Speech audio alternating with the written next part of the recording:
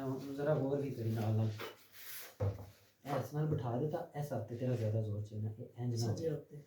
मतलब कि दोवां का कंट्रोल होवे इथों मतलब कि उठे ना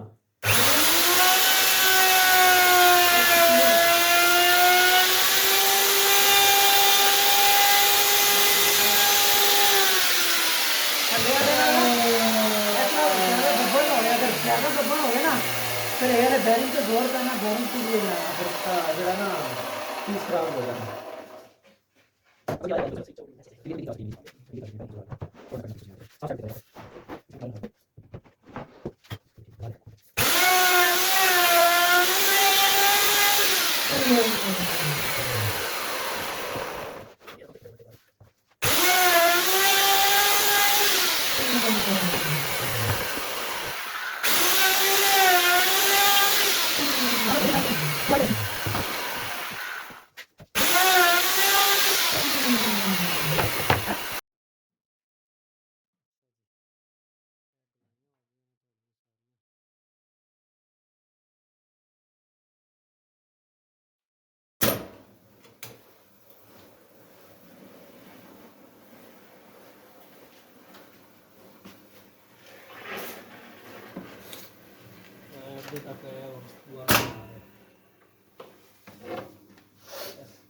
ठीक है अगला पीस पकड़ाओ पता क्या करना है अगर हो गया ना उसको ऑफ करना है बहुत कोशिश ठीक है पापा रोल करके वापस करके चेंज करो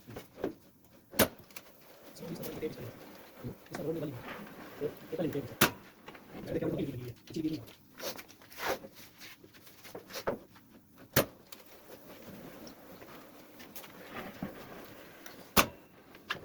लाके जाओ तो लाके इसे करके क्या है तो चलिए